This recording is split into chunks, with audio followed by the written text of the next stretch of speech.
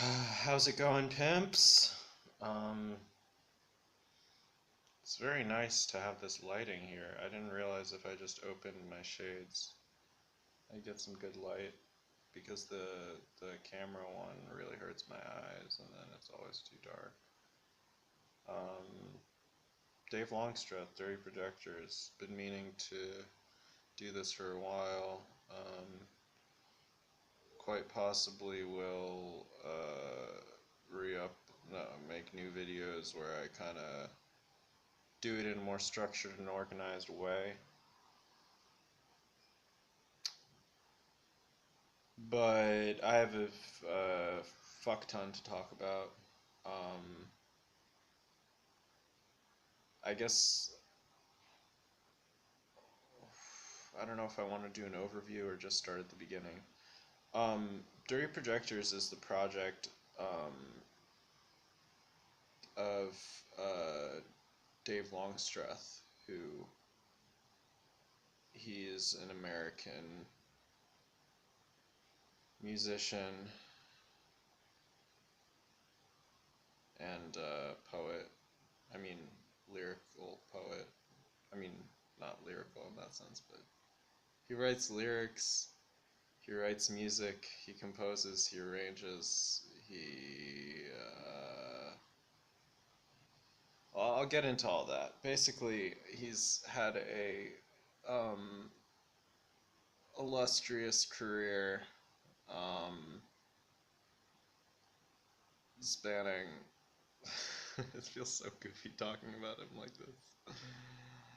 Um, I feel compelled to speak on him because I feel like he has encapsulated truth, capital T, in a way that I've never seen before. Um,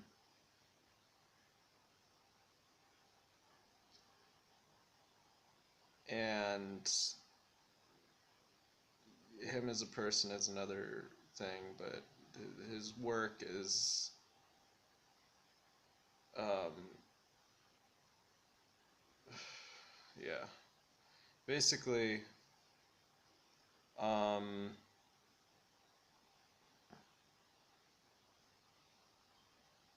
I guess I'll go from the source. So it's so tough, man, because there's just such endless shit to talk about. I guess I just gotta pick something, and we'll just make more videos. Um,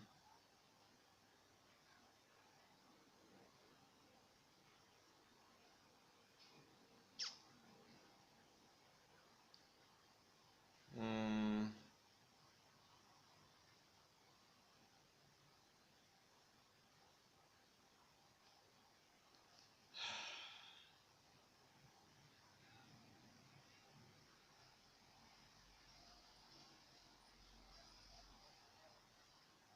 Maybe I'm not ready.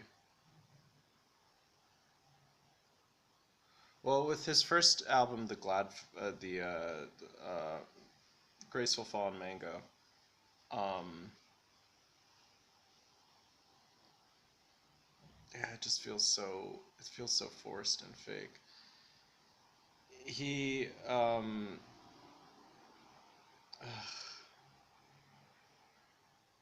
I almost feel like it makes more sense to talk about it backwards than forwards. I don't know why.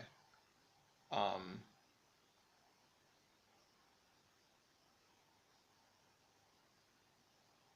yeah, this is really challenging. I was saying in the other video, I thought it would be easy. It's actually really fucking hard. That just being like, he is great, blah blah blah blah blah. You know,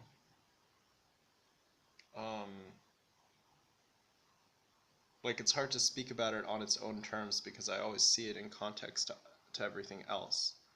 Like, so yeah, so like while music, um, my friend put it really well in the way that he like divided how he saw music, which is I never asked him about this, but I think it was maybe influenced by he was going to art school and there I'm sure they talked about like I guess uh, I don't know it was, what is the art called? Whatever came before Impressionism, and then like abstract Impressionism, and then postmodern art, or modern art, and then you know contemporary art. Um, and that in music it's somewhat similar, that there's music that's there to generate feeling and emotion, music that sort of is for the heart, and then there's music that's more for the mind. And with the intellectual types of music, like the kind of like Buckethead stuff, I guess, and like some types of metal, and jazz, and like that kind of stuff.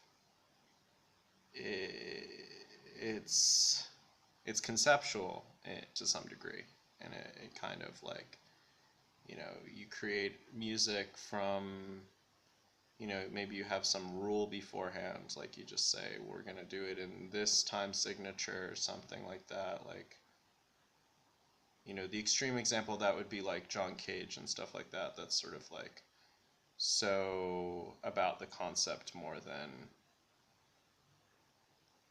the result necessarily.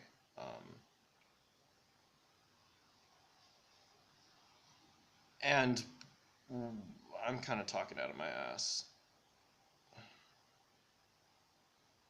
I'm just kind of repeating what my friend was saying, sort of. And then I guess with pop music, it's very emotional, and kind of like, I was saying it better in the other video. It's descriptive. It's spoken from the perspective of a person as they're having those emotions, whereas Dave's music is not, excluding Swing Low and I think the Projectors album. Yeah. And his writing is so captivating to me in how he is able to sort of speak these irreducible truths and carry motifs across records, and I mean within and also across them. Um, and just the things that he has chosen to focus on, like cars and roads and birds. Um, and an image of the dude on the ridge overlooking the valley.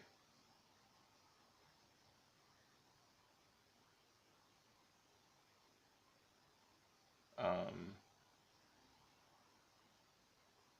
like to talk about suicide in that way, that's in a way just so not emotional at all. Like it's just so like lifted to this like esoteric place that completely removes like what it feels like to be going through that. But at the same time you hear it and it spoke to me at least. um, Sort of knowing what it's about, reading that description he gave of the album. um, that's still online, I think. It's on PDF.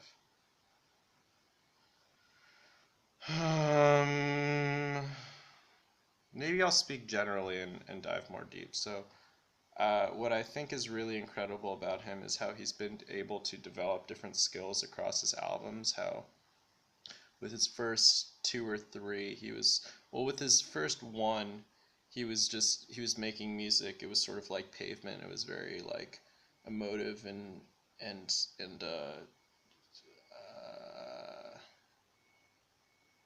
I don't know, kind of like it was kind of like Pavement. And then with the Glad Fact, he sort of um, made them more more exact is the word I would use.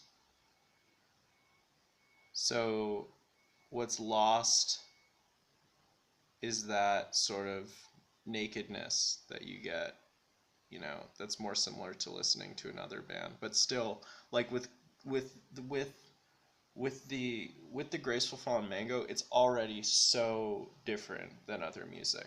Like it's already so much this sort of post analytical kind of stuff. Um, but it is raw, I guess, in some senses. Um, with the recording and with the themes and lyrics. I hate saying that because it's not true. Um,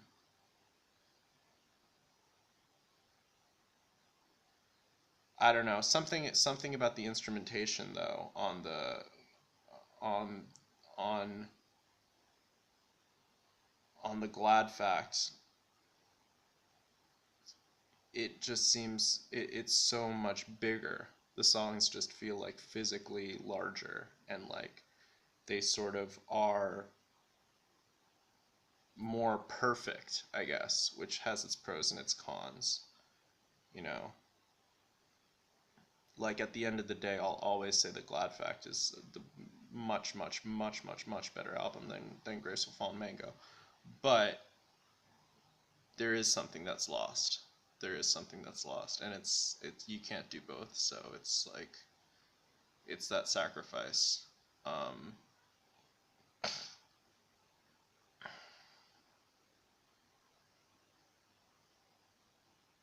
and this is where it gets very difficult because then after the Glad Fact, he made those tapes that the three tapes that then got compiled into Morning Better Last, which is in a way a return. I mean, it's totally a forward movement feeling, but I wouldn't say that even. I mean, it's a better album than the Glad Fact.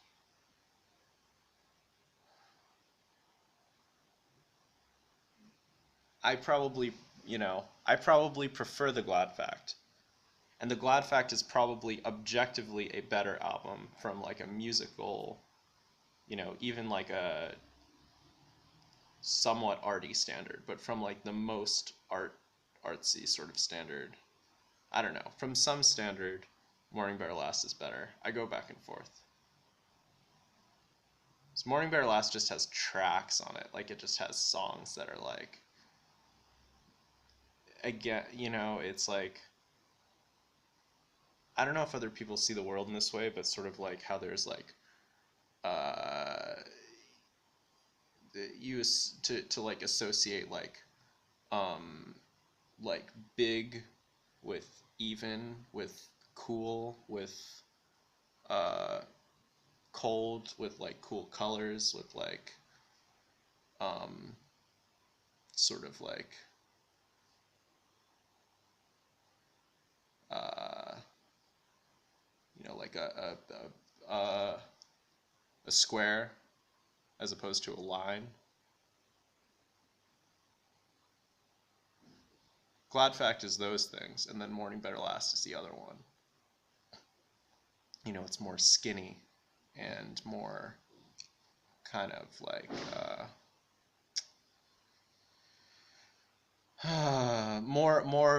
it's more like movement and like not again, not movement in like I'm moving all around here. It's more like direction, like it's like traveling. It's more like traveling. Um, and the Glad Fact is more like thing is Morning Better Last is a place. It's like each song is a place too. It's like poems. It feels like poems. It feels like poems, and the Glad Fact feels like movies. I guess is what I'd say. You know, Glad Fact is like a movie, and then Morning Better Last is like TV. Morning Better Last is like these little vignettes, I guess. Which again, the Glad Fact is too. But the Glad Fact is like this big world. Like everything is like this big place. And I think it's that he's talking about bigger, he's talking more bigly. I'm gonna have to make a video for every single fucking song, is really what this is gonna turn into. Because on Morning Better Last, it's like these uh, so difficult because the albums I'm realizing are so fucking similar when I talk about them, but they're wow. So what is it? I mean, maybe it's just that the Glad Fact is an album and Morning Better Last isn't. So like Glad Fact was made as an album and Morning Better Last is just these tapes. So the songs don't, the songs are so different from each other. They don't go into one another, you know. So it doesn't, like, I know it's not an album and it doesn't sound like an album. I mean, even though it was made an album, but it wasn't made to be an album. It was made into an album.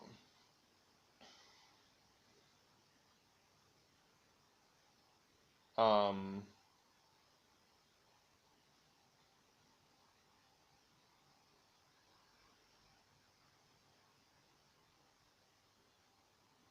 yeah. Oh, it feels so strange just doing this because I'm not doing any of this justice at all. I'm gonna have to, I'll just keep going and eventually it'll get more specific. Um, with, it just feels so fucking goofy to say like, oh, and then he did this, and then he did that, and then he did that. Because it doesn't tell you why these things are important. Because his trajectory, just to say it very simple, was that he made music with his brother. Um, then he made Graceful Fallen Mango, in which he's like for the first time making these really poetic songs and doing these interesting things musically. Then with the Glad Fact, the musicality increases tremendously. Like it becomes a lot more like classical music in a lot of senses. Then with Morning Better Last, it goes even further, I would say, musically. This is such a strange fucking way to talk about this band. I've never done this before. Slaves Graves, it's becomes, I mean, then he just learns how to fucking write for strings and write for an orchestra.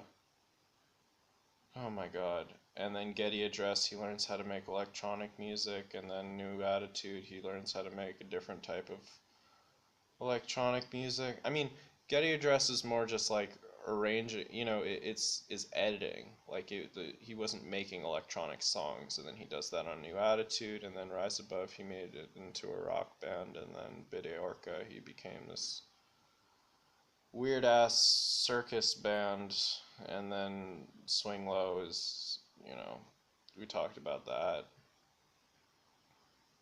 And then there's the Bjork album, and the new one. I feel fucking gross right now. I don't know. I thought I could do this better.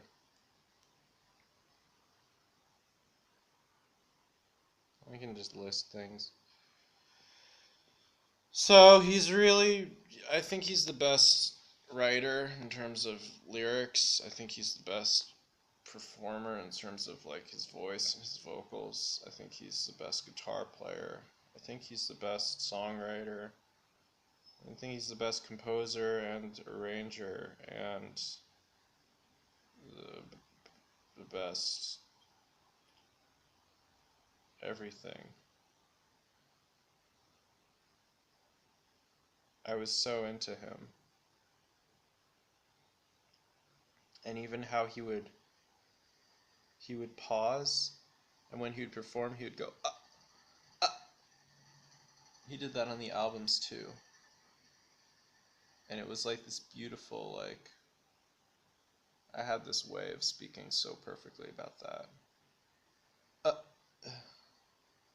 it wakes you up, that's the point. When you suddenly stop in the middle of singing. It wakes you up, and then you can listen to what he says afterwards. It brings your attention in and then tells you the thing, you know. I do that when I write also. Like I'll say a word twice. Like the first time is just to get your attention, and the second time is now you're there. You're in the room and you can hear the stuff he has to say. His songs are perfect, I feel.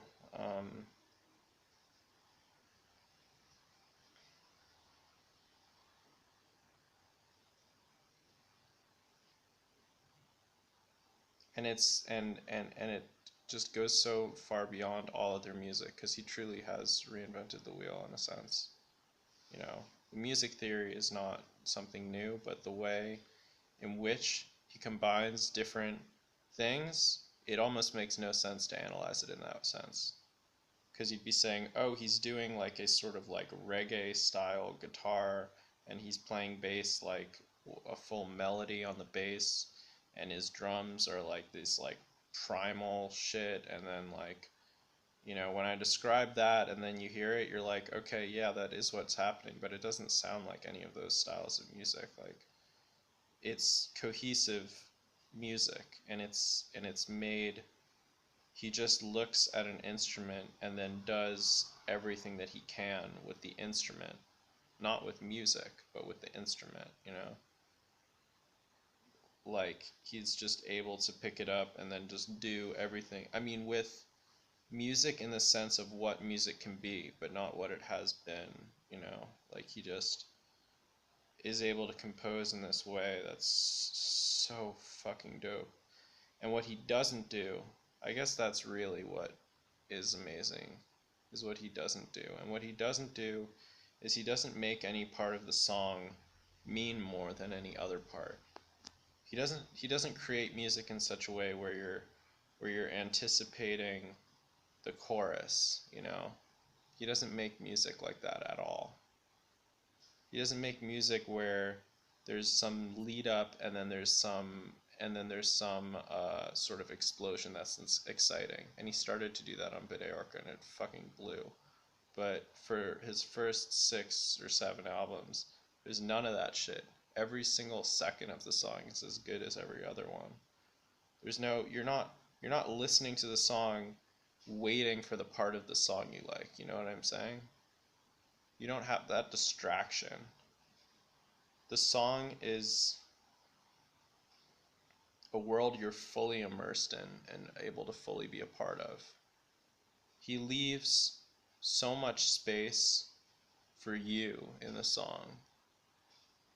You know, he doesn't talk in a way where you're listening to some story. He lets you be the character in the story. You know, it just feels like being yourself when you listen to this music, you know. It doesn't feel like someone is pushing you away. It's just like you're totally invited. Um, once you get it, you know, it takes a couple listens, but once you get it, I'm saying. The way he plays guitar is fucking incredible, and he doesn't even do any of his skills when he plays. Like, he's so talented and he could just solo forever, but he doesn't even do that.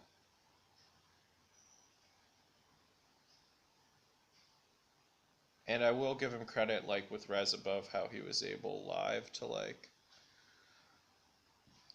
change everything.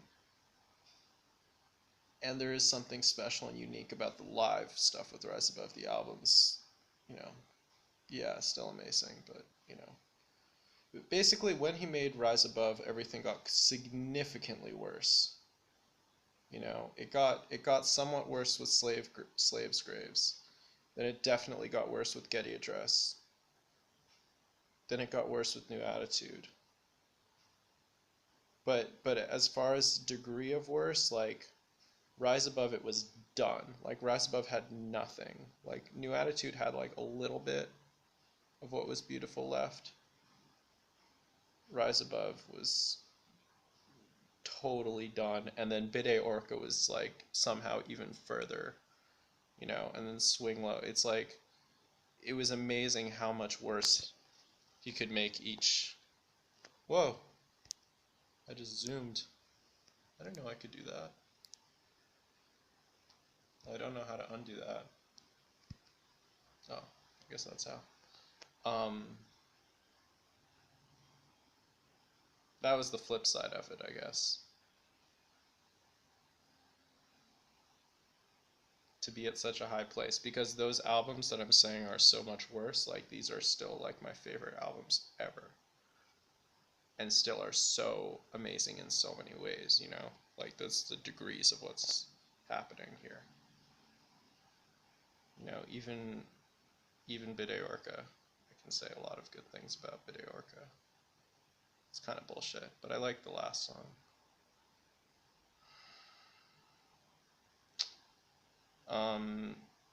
It's amazing how he was able to find these musicians that could do it with him. His ability to arrange vocals was incredible, and how he would change it in his live performances. He'd always keep changing the vocal harmonies, which was really cool, how the songs would evolve. He's an incredibly talented drummer and guitarist and bass player and singer. An electronic producer. I wouldn't say he's an amazing electronic producer, but he's able to make his own music that I wouldn't consider it like comparable to any other electronic music as far as like what electronic music provides. He's able to do something different, you know, use it as a tool.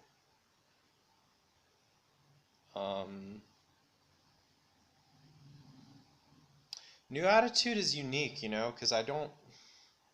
That's the weird one. That's the weird album.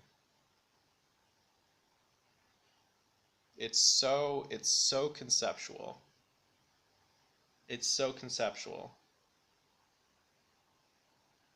It's like every song is like this enormous angry thing. Like I think it's his darkest album for sure. It just feels like rage. It's like that album's ridiculous. Just the way he starts that album is fucking bonkers. It's fucking unreal.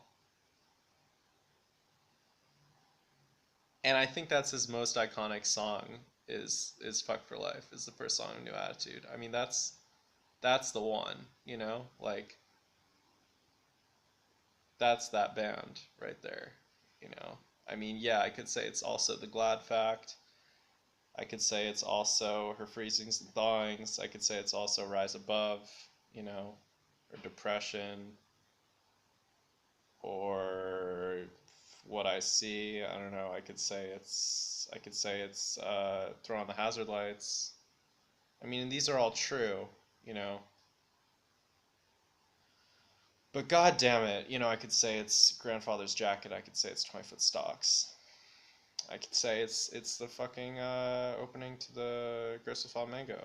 The spring is here, you know. But it's like, you know, or Off Science Hill, or fucking, you know, Two Brown Finches, but like, or Three Brown Finches, but it's like Fuck for Life. Then it goes straight into Two Sheep Asleep. And then Imagine It? Maybe it's the other way around.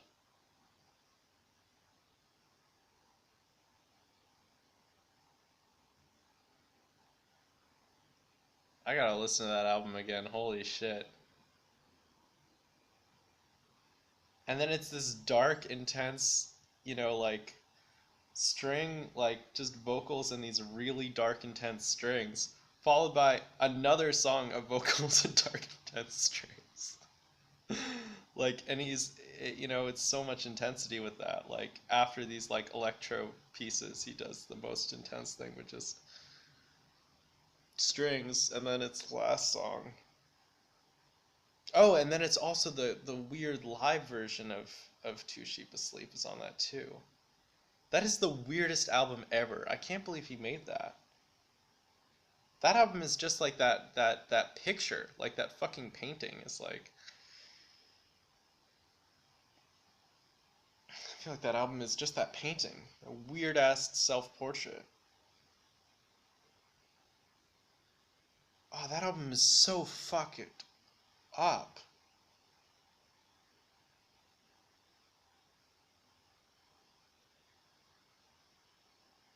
I'll talk about that album at some point. Getty Address is sort of like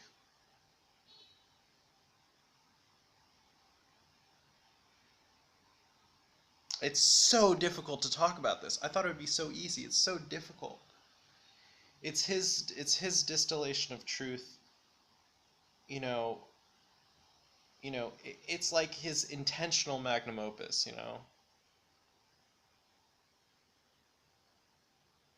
And it works. It's oh my God. I feel so like I'm cheapening everything. I have to do it. I have to get out the bullshit and then I can actually talk about it. But I have to say the surface level shit. So okay, that makes me feel so much better. So what he does is he writes an album that's an opera about love. And the way he does it is he brings in a lot of different cultural references and history, and he basically crafts this story of a person who's contemplating suicide, and from that,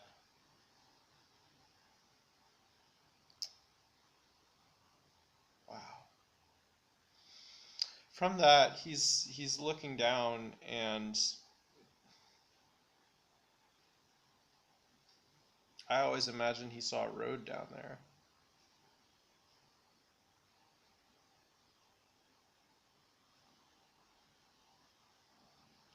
But something about wanting to kill yourself and then seeing cars is fucking like, I don't know.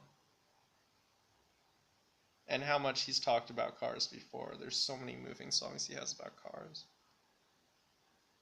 Not about cars, obviously, but using cars as the vehicle for, haha, vehicle, but the metaphor. And literally using his car, for percussion. Um,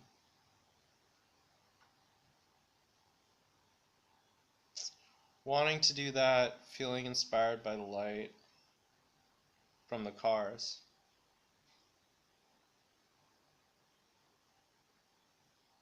And then just sort of judging everything around him, like judging the trees. And then from that depression, sort of entering this state of mania. Um,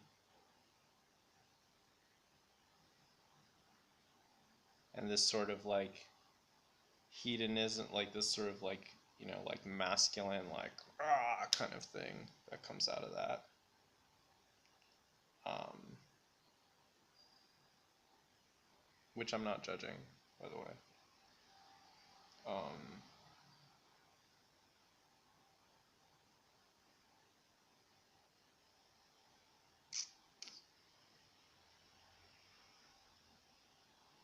and then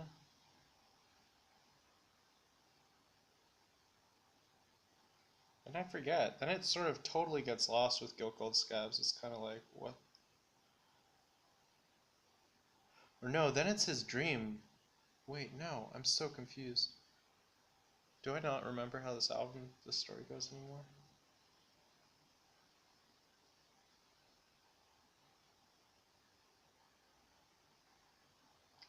I don't know. You have to listen to it. It's a beautiful album. It's a beautiful story. And he uses the question of where do you go after you go everywhere? Like it's the globalization question. Where do you go after After you go everywhere, and that's you go in the mind. You explore intellectually. It's kind of a weird. I mean, it's not really true, but um,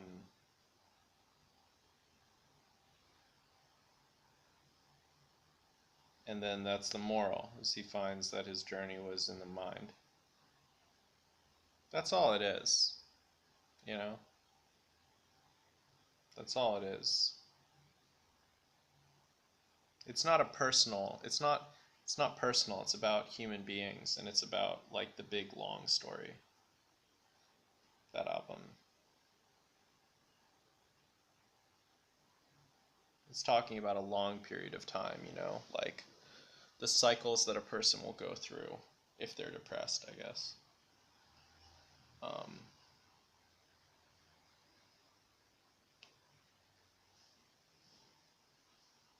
and how everything is treated so like manically, like when he's encountering like a woman, how fucking he just becomes like a fish, like gets all nervous and shit, and it always seems really hyperactive. Um,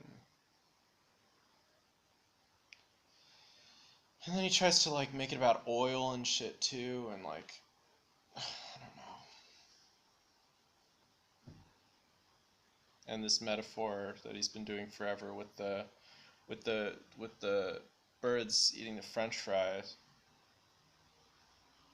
I didn't realize how much of a capitalist fucking like or anti-capitalist thing this whole thing was, but it's like the same thing with Tim and Eric. Like I didn't realize how fucking left this shit was, but he's you know his metaphor that he talks about in the Glad Fact is that he's in a parking lot and there's some birds eating some McDonald's French fries, you know, which is like kind of straight and to the point. Um, and he uses that to end Getty Address, which sort of sucks when I think about it. Like, couldn't have done better than that.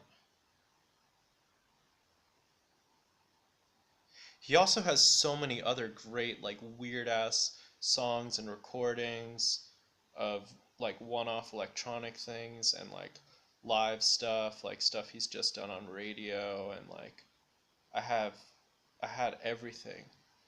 I still do on my computer. Like, everything. Like, so much, a bunch of unreleased stuff. um, that I just found because I read every single web page on him on the whole internet. Um, I think his best is the first WNYC Spitting on Air show they did, with Nad and with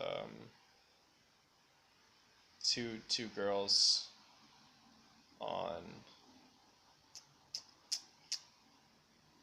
was it maybe another double bass and cello or something, and then he's playing nylon strings. Oh my god. And they meld the songs into each other. He plays them like all together. Oh, that's the best. Also, his live shit was so fucking good when he played Depression live. And then on YouTube, it's great because like the videos are all super shit quality and it's just like almost complete noise, but still so fucking dope. I love that. Just his like I don't know. I just felt there was something so true in his Twitch ing. Like it meant something to me. It's about addressing truth when it happens.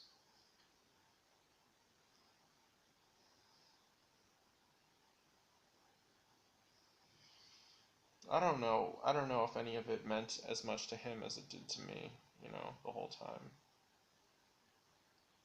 I don't know if he really saw what he was doing when he made those first two albums.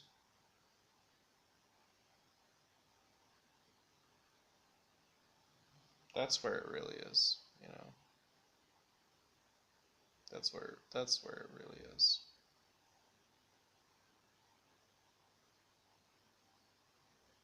They're so fucking sad, you know? That's the other part that I didn't realize at the time because I was sad, so I just thought it was normal. That's why I can't listen to it anymore so much.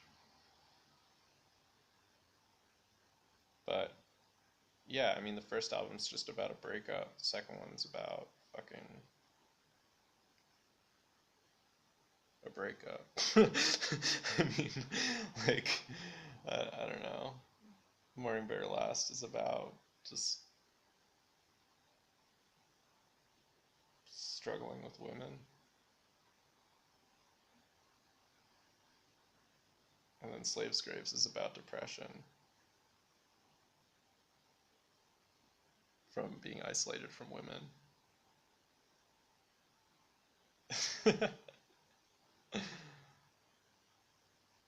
Getty Address. I'll do a full video on the Getty Address at some point, and I'll kind of remember what the fuck I'm talking about. Those songs are so cool. Those songs you totally lose like a sense of time and space because they're so fucked. Like they're just the arrangement of them. And when I say arrangement, I mean like you just don't know where they're like they're they don't feel like a very like so when you listen to other music, the way that I listen to music, and I think everyone does, is we have a template of expectation, and we see the music as how it deviates from that template, you know? So you hear when they do this instead of that, and that instead of that, and it's all seen of instead of. Dave is so off the map that you don't hear it like that. You don't hear it like being a changed version of something else. You hear it as its own fucking thing. You know, there's no other band that feels that way to me. You know, Aphex Twin feels like amazing electronic music, but you can hear there is shitty Aphex Twin. There is not shitty Dirty Projectors. You know what I mean? Like there's failed Dirty Projectors, but they're not shitty Dirty Projectors because they aren't Dirty Projectors, you know? There's people that do what Aphex Twin does very shitty. There's nobody that does what Dirty Projectors does, you know? You know, there's Sun, but like, yeah, Sun is just something that you can do with guitars and amplifiers, you know what I mean? Like, you know, and then there's you know there's like Bradley, like there's Sublime, like there's beautiful shit, there's Slipknot, there's you know there's these bands, Led Zeppelin, Eminem, you know, Bad Plus, like you know Daniel Zamir, that's a deep cut. um you know, there's people that do special, they make special music, they make heartful music, but it's all in a familiar realm, you know? And maybe you guys are thinking like Animal Collective, but like still it's Animal Collective, you can kind of say like, yeah, well they're just kind of doing it in five, and they're just kind of doing layers and doing shit, and it's like kind of like Dan Deacon sometimes. It's kind of like Beach House. It's kind of like fucking, you know,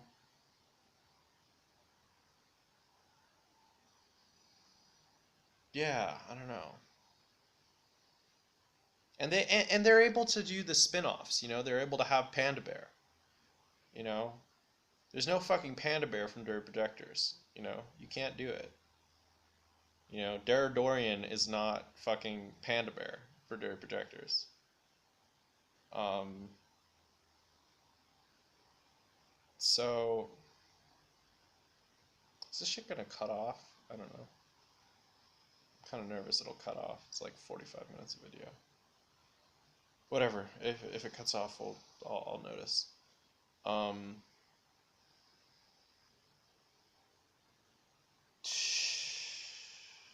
I think "Throw on the Hazard Lights" is maybe his best song on Slaves Graves.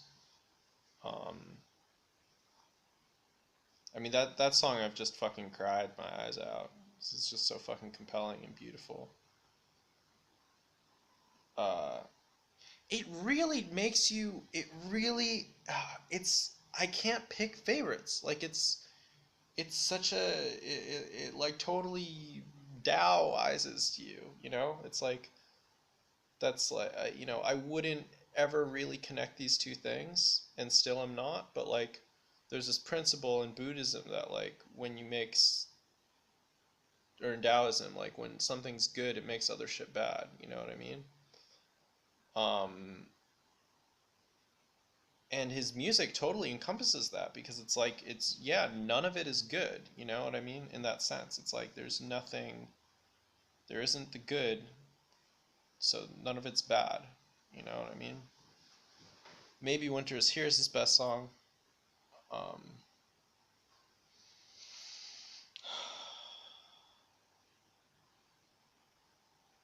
I have to do I guess song by song analysis of each individual song, and then can speak more generally. His mixing is perfect. But it's so wrong to say perfect because it doesn't mean the same thing. Like if I said another band did something perfect, it would have nothing to do with what I'm talking about with Dirty Projectors, you know? It's a complete apples and oranges situation between all other music in this band. That's really the starting point for understanding what's happening, you know? Um, and yeah, I know I'm like too into it and it's bullshit, but I liked believing that, I guess, for a while. Um, and that was my Bible. Like that was my source of knowledge about the world was that band's music. I didn't read the Bible. I didn't, I wasn't obsessed with, Hawkins or fucking, Terrence McKenna or or the LSD guys or the um, or Carl Sagan. It was like Dirty Projectors. That was my thing for like that was my roadmap. Um, and yeah, it made me super lonely, but it was there was also something. I don't know. I felt like it was something. I felt like of all the things that exist in the universe, like this catalog of music has some significance, and sort of like nothing else does. It was kind of unhealthy, but yeah, I was totally touched. It was the only thing that I felt like actually spoke to me on my, like, what at the time I was thinking was my level of thinking. Like, I felt every other thing was significantly talking down to me, and that actually was talking to me. Um, you know, uh, or talking down, or it was just dumb, but that was talking to me. Um,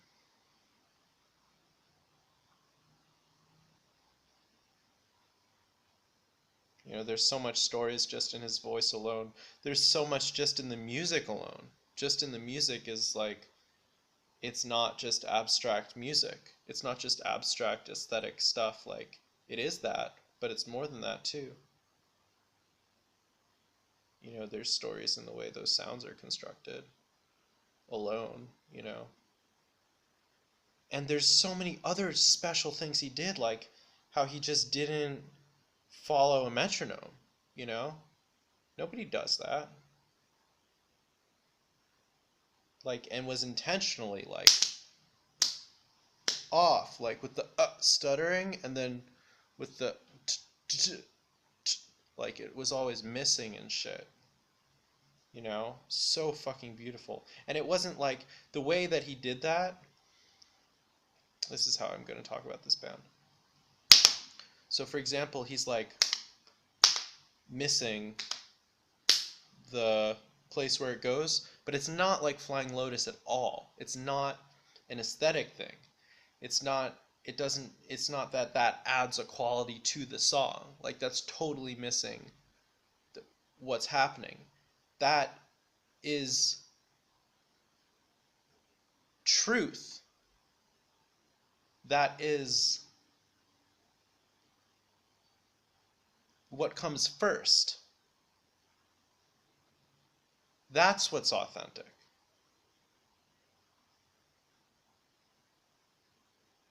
It's like say for example, instead of instead of pizza, people made some weird thing that was sort of like pizza, okay? And then someone made actual pizza. And then everyone looked at it and say like, "Oh, that's a cool like variation on like our shit pizza thing." But they're wrong. It's not that. You guys had it wrong, and then they did the real thing for once, you know?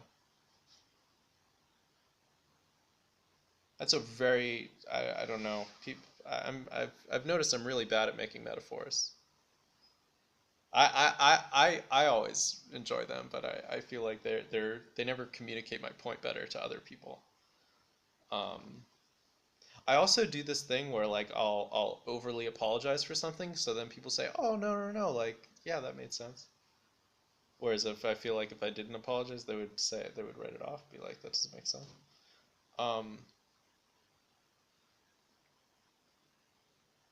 and then I feel like that ruins it, and then this makes it better, and that ruins it. um, shit. Like his bass lines are amazing. It sounds so stupid to say this because I'm not talking about it like other music. It's in its own world. Everything is its own thing. You know, when I say it's a good bass line, it's not like it doesn't mean anything because it doesn't have. I'm not comparing it at all to like what I would consider something else to be a good bass line. It's just good truth. That's the only language I can use is the language of truth to say that this music is truth. Um, when he says, you know, uh, um, uh, how does that song go?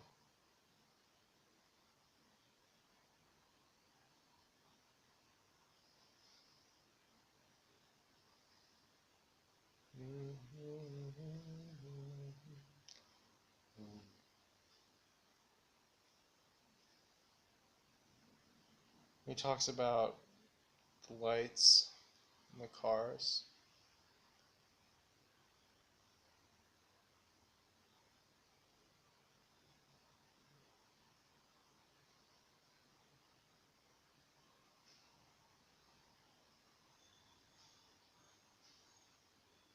Um, I feel like Morning Better Last gets too claustrophobic at some points. It gets too intense for me. You know, it sickens me in some ways. It makes me feel a little sick towards the end, which some of those are the best songs ever, you know, and some are not good. Um,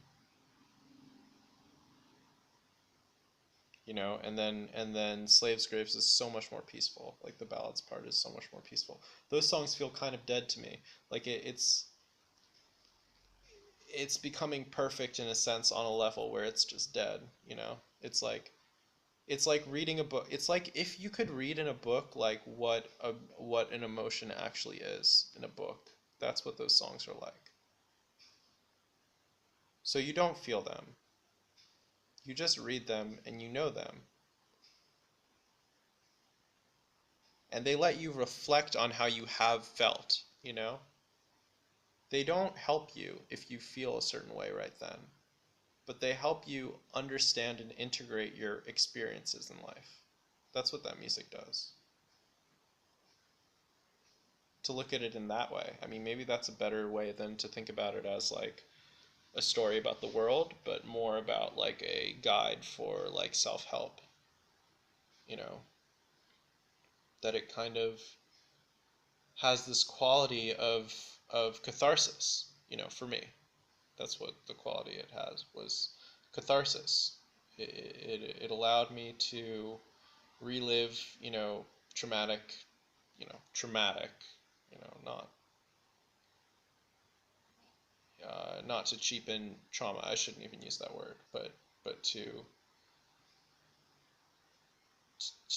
relive experiences and help me integrate uh, it into my life.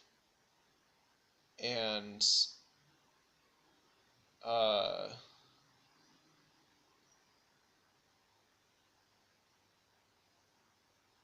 yeah, I'll go on to talk about it at some point. Um, it's not sublime. It's not like, you know, Ariana Grande.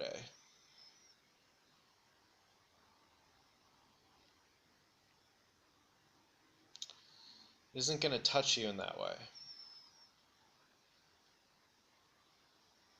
But it's so expansive, and it's extremely similar to Tim and Eric in that sense.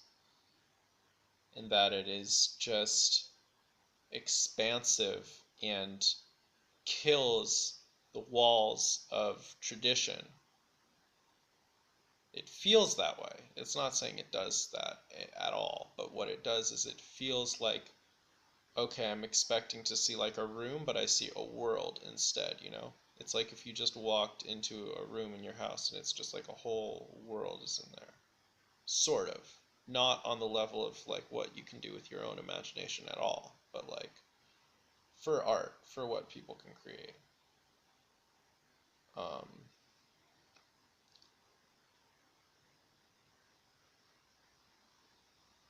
so it was, yeah, it was an incredibly powerful and emotive thing for me to be able to enjoy that in my early high school years. Um, and then deal with the sort of like elitism that went along with it and all the other bullshit, you know, and kind of having that need to be a part of it, like the social element too.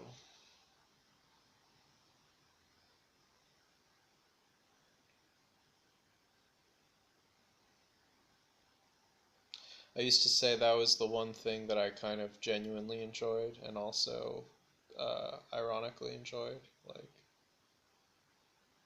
oh shit, I should turn off my ace. Turn off my ace, turn on my fan.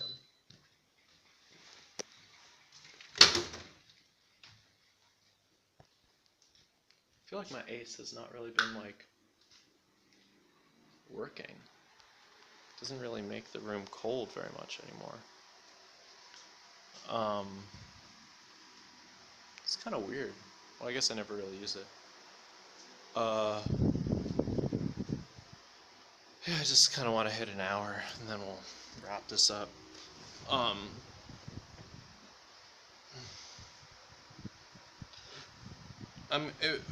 in next videos, I'll pick one more specific thing and talk about it in detail. So that's what's important to me. He's able to do the best, like, hip-hop ever.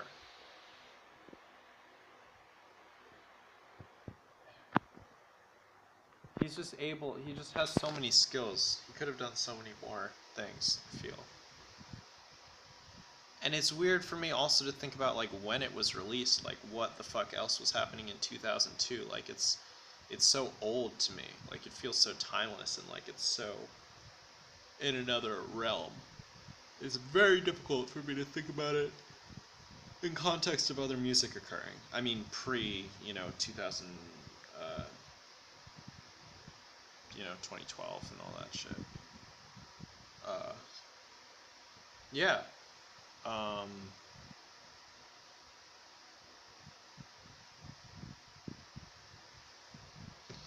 I don't know. Yeah, I can I can go line by line at some point about like the different stuff he talks about in his songs, how he describes different things and melds different ideas and structures, how he uses metaphor and motifs and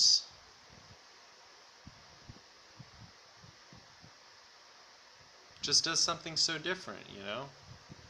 Other music is so simple. Other music is just like light. It's just like, you know, you hear a guitar solo and it's more or less one thing, you know? It's like, it's that one, you know, journey of that. And then a Jerry Projector song is, it has text. Everything has like, you can describe, you know, despite how I'm, you know, struggling, I feel like you can describe everything about that band with words, you know, which is so uncommon for music. That's I guess how I'll wrap that up. You can describe everything, everything, everything about that band you can describe with words. Okay, thank you. Goodbye.